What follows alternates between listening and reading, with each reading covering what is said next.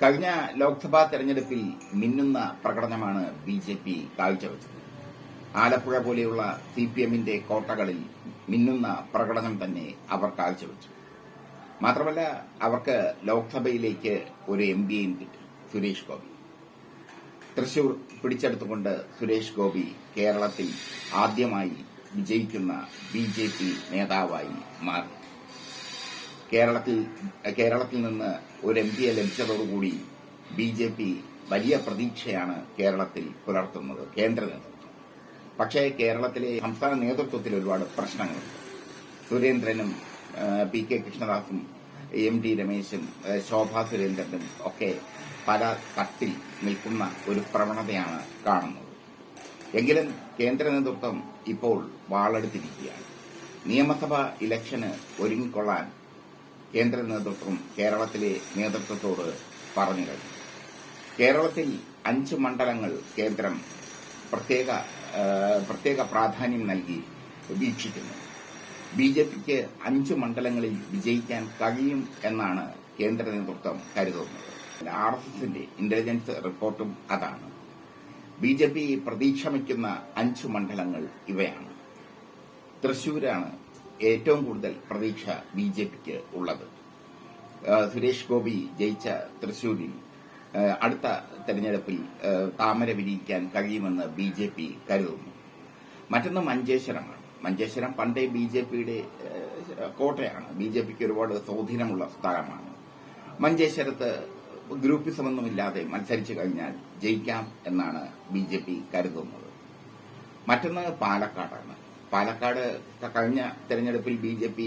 ദയനീയ പ്രകടനമാണ് കാഴ്ചവെച്ചതെങ്കിലും അവർ 2ാം സ്ഥാനം നിലനിർത്തി എന്നുള്ളത് ഓർക്കണം. അതുകൊണ്ട് തന്നെ പാലക്കാട് ഒരുപാട് പ്രതീക്ഷ ബി.ജെ.പി. വെച്ചു പുലർത്തുന്നു. വരുന്ന നിയമസഭാ തെരഞ്ഞെടുപ്പിന് പാലക്കാട് കേന്ദ്രമാക്കി പ്രവർത്തിക്കാൻ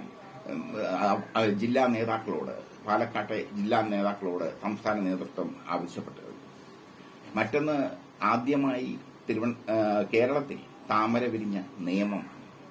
നിയമത്ത് വലിയൊരു വിജയമാണ് ബി.ജെ.പി. പ്രതീക്ഷിക്കുന്നത്. നിയമത്ത് വലിയൊരു വിജയം പ്രതീക്ഷിക്കുന്നു. ശക്തമായൊരു തിരിച്ചുവരവ് പ്രതീക്ഷിക്കുന്നു. ഇനിയൊരു മണ്ഡലം ചാത്തന്നൂരാണ്. ചാത്തന്നൂർ, കൊല്ലത്തെ ചാത്തന്നൂർ മണ്ഡലം. കഴിഞ്ഞ തവണ ബി.ജെ.പി. അവിടെ 2ാം സ്ഥാനത്ത് എത്തിയിരുന്നു. സിപിഐയുടെ കോട്ടയാണ് ചാത്തന്നൂർ. അവിടെ ആഞ്ഞു പിടിച്ചാൽ ജയിക്കാൻ സാധ്യതയുണ്ട് എന്നാണ് ബി.ജെ.പിയുടെ കേന്ദ്ര നേതൃത്വത്തിന്റെ നിഗമനം. അതിനനുസരിച്ചാണ് അവർ ഇപ്പോൾ പ്രവർത്തനം നടത്തുന്നത്.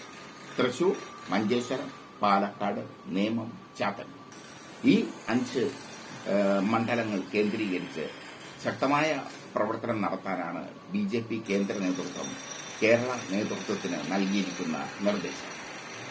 വരുന്ന നിയമസഭാ തെരഞ്ഞെടുപ്പിൽ 20 സ്ഥലങ്ങളിലെങ്കിലും ശക്തമായ ഒരു ത്രികോണ മത്സരം കാഴ്ചവെക്കാൻ ബി.ജെ.പിക്ക് കഴിയും എന്നാണ് ലോക്സഭാ തെരഞ്ഞെടുപ്പ് സൂചിപ്പിക്കുന്നത്.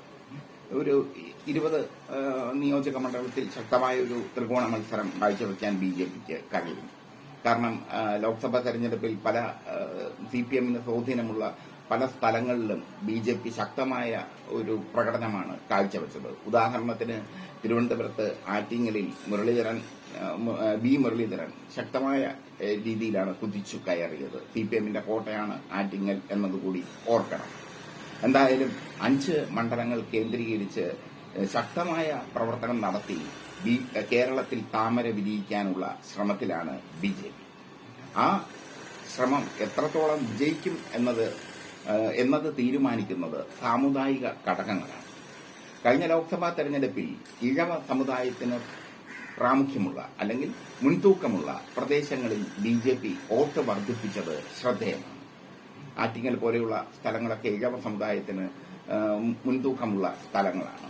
അവിടെ ബി.ജെ.പി. വോട്ട് വർദ്ധിപ്പിച്ചു. അത് ബി.ജെ.പി. വളരെ ശക്തമായ രീതിയിൽ തന്നെ അവർ വോട്ട് വർദ്ധിപ്പിച്ചിട്ടുണ്ട്. അതുപോലെ ഇഴവ സമുദായത്തിന് മുൻതൂക്കമുള്ള മണ്ഡലങ്ങൾ, ചാത്തന്നൂർ പോലെയുള്ള മണ്ഡലങ്ങൾ തങ്ങൾക്ക് അനുകൂലമാക്കി മാറ്റാം എന്നാണ് ബി.ജെ.പി. കരുതുന്നത്. ഇഴവ സമുദായത്തിന്റെ വോട്ടുകൾക്കൊപ്പം നായർ സമുദായത്തിന്റെ വോട്ട് കൂടി ലഭിച്ചു കഴിഞ്ഞാൽ ഈ 5 മണ്ഡലങ്ങൾ മാത്രമല്ല കൂടുതൽ മണ്ഡലങ്ങൾ പിടിക്കാൻ പറ്റും എന്ന ഒരു വിശ്വാസത്തിലാണ്, ആത്മവിശ്വാസത്തിലാണ് BJP.